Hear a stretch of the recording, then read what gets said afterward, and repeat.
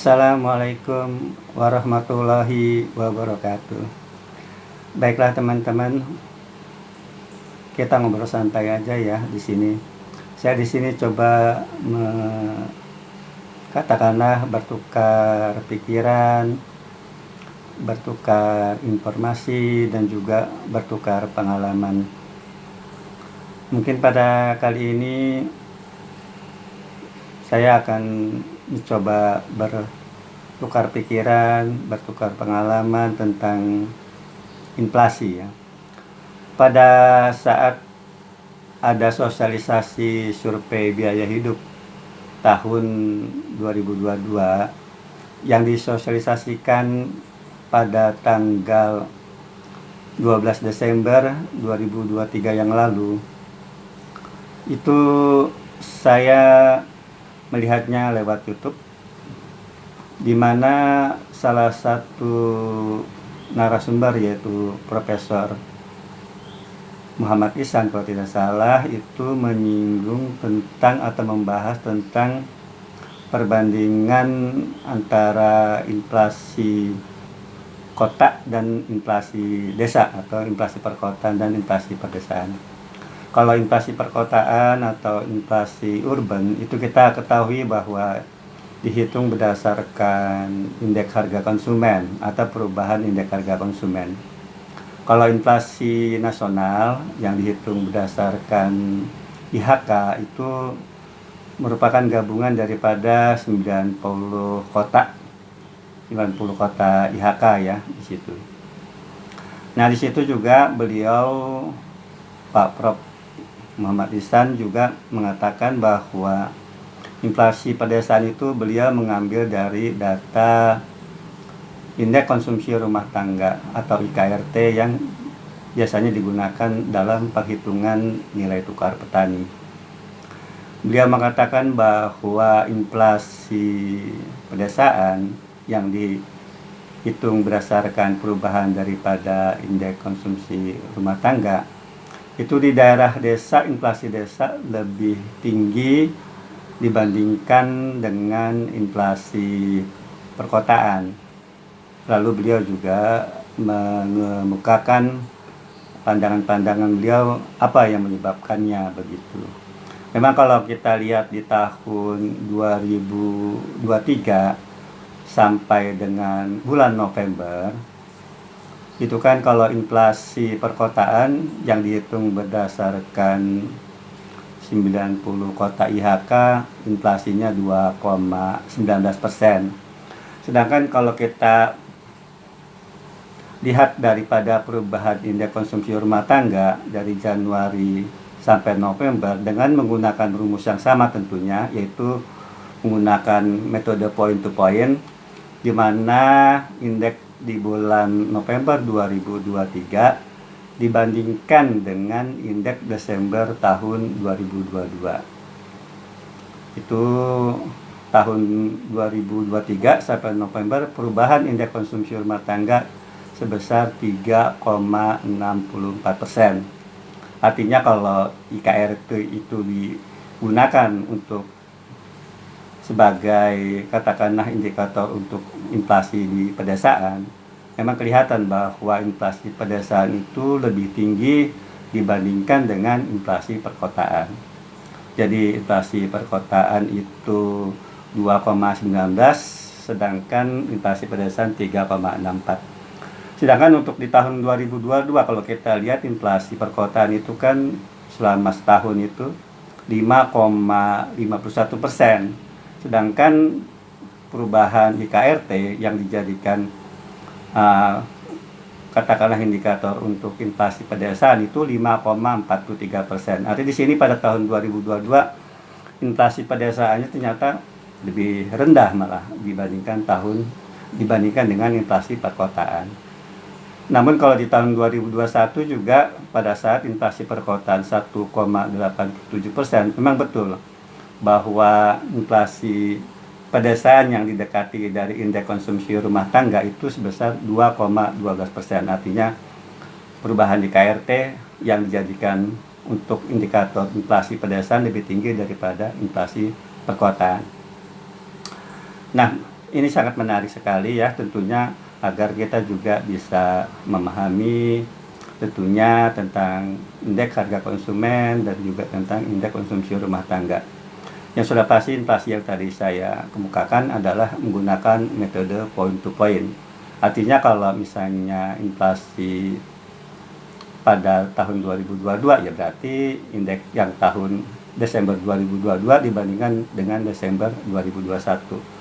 Begitupun untuk tahun 2021 ya, itu indeks di Desember 2021 dibandingkan dengan indeks Desember 2020. Itu nanti datanya bisa kita lihat pada akhir video ini.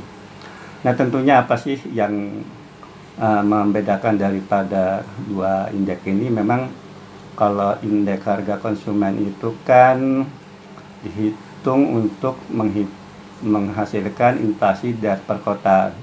Itu kalau tahun dasarnya kita gunakan 2018 ya. Karena untuk supaya biaya hidup tahun 2022 itu sudah mencakup juga daerah pedesaan atau rural gitu. Selama ini memang kita tidak pernah secara definitif mempunyai angka inflasi pedesaan. Artinya inflasi kita tidak pernah memplikasi itu inflasi pedesaan. Ada juga katakanlah proksi, kadang-kadang menyebutnya proksi inflasi pedesaan. Biasanya digunakan sebagai proksi atau pendekatan untuk inflasi pedesaan itu adalah indeks konsumsi rumah tangga. Nah, di sini kan menarik ya, indeks konsumsi rumah tangga itu apa sih? Sebetulnya ada di komponen nilai tukar petani. Nilai tukar petani itu kan merupakan rasio atau perbandingan daripada indeks harga yang diterima petani. Artinya menggambarkan perkembangan daripada harga-harga yang dijual oleh petani, produk yang dijual petani terhadap indeks harga yang dibayar petani. Di mana indeks harga yang dibayar petani kan ada dua komponen, yaitu indeks konsumsi rumah tangga dan indeks biaya produksi dan penambahan barang modal. Selama ini memang tidak ada katakanlah secara definisi inflasi pedesaan begitu. Biasanya beberapa provinsi juga menggunakan IKRT itu sebagai proksi. Kadang-kadang ditambah kata proksi atau pendekatan daripada indeks konsumsi rumah tangga untuk melihat inflasi di daerah rural atau pedesaan. Sebetulnya kenapa kita sebut, mungkin ya ini kalau salah mungkin bisa diluruskan saya, mungkin karena saya kurang update begitu. Kenapa indeks konsumsi rumah tangga itu dijadikan sebagai proksi? Karena memang ketika membentuk daripada bobot atau diagram timbang atau penimbang itu secara konsep memang berbeda antara pembuatan daripada bobot atau diagram timbang untuk IHK dengan indeks konsumsi rumah tangga. Kalau di konsep daripada indeks harga konsumen yang untuk penghitungan daerah inflasi perkotaan, itu pada saat survei biaya hidup kan ada kita tanyakan tentang pengeluaran konsumsi yang nanti itu dijadikan sebagai penimbang atau bobot, di mana pengeluaran konsumsi itu kan terdiri dari barang-barang atau jasa yang dibeli, yang diproduksi sendiri, dan juga yang diberikan dari pihak lain. Jadi ketika suatu rumah tangga katakanlah dia membeli suatu barang atau jasa, atau katakanlah rumah tangga itu memproduksi suatu barang, atau katakan rumah tangga itu memperoleh suatu barang dari orang lain yang dikonsumsi pada periode pencacahan, itu akan nantinya akan menjadi pengeluaran konsumsi yang menjadi penimbang atau diagram timbang. Itu berbeda dengan indeks konsumsi rumah tangga. Karena di saat indeks konsumsi rumah tangga ketika membentuk penimbang atau diagram timbang, itu kan yang dimasukkan sebagai penimbangnya hanya komoditas jasa yang hanya dibeli. Jadi kalau rumah tangga itu memperoleh barang dari orang lain atau katakanlah hasil produksi sendiri untuk konsumsi, itu tidak dijadikan sebagai penimbang daripada indeks konsumsi rumah tangga. Itu yang membedakan secara konsep. Ya, secara konsep antara pembentukan diagram timbang atau penimbang antara IHK dan IKRT itu sangat mendasar sekali perbedaannya di situ. Jadi Yang untuk IHK itu adalah pengeluaran konsumsi, baik itu yang dibeli maupun yang diproduksi sendiri dan juga diberikan dari pihak lain. Sedangkan kalau IKRT itu yang hanya dibeli saja, yang dijadikan sebagai penimbang, ya kalau tidak salah seperti itu yang saya ketahui, seperti itu. Sebelum dilanjut mungkin ngopi dulu ya. Ini kopi Lampung enak banget ini.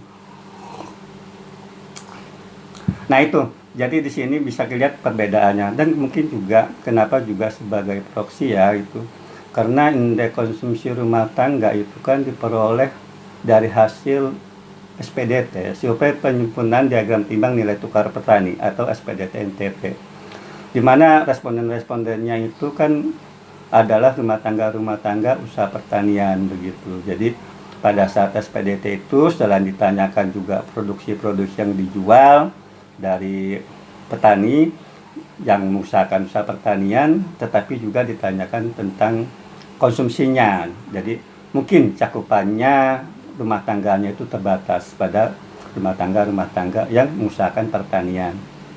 Jadi tidak rumah tangga di daerah rural secara umum. Mungkin ya kalau seperti itu, kalau tidak salah, kalau memang tidak ada perubahan metodologi. Kalau ada update tolong dikasih komentar bahwa apa yang saya sampaikan mungkin tidak tepat begitu. Kalau yang saya ketahui juga bahwa indeks konsumsi rumah tangga pada saat dulu itu contohnya tahun dasar NTP 1993-100 kalau nggak salah. Itu IKRT-nya itu bukan dari SPDT diperolehnya, tapi untuk membentuk paket komoditas dan diagram timbang indeks konsumsi rumah tangga. Waktu itu kita menggunakan data Susenas. Jadi data Susenas kita olah, yang kita bentuk untuk memperoleh paket komoditas dan diagram timbang IKRT. Jadi itu mungkin yang bisa saya sampaikan saat ini. Mungkin kalau misalnya ada yang tidak tepat, silahkan diluruskan di komentar. Ya kalau memang ada yang salah, silahkan dibetulkan pada kolom komentar. Ya mungkin informasi ini atau bertukar pikiran atau bertukar pengalaman tentu mudah-mudahan bisa menambah wawasan kita bersama begitu. Mungkin itu saja yang bisa saya sampaikan. Wassalamualaikum warahmatullahi wabarakatuh.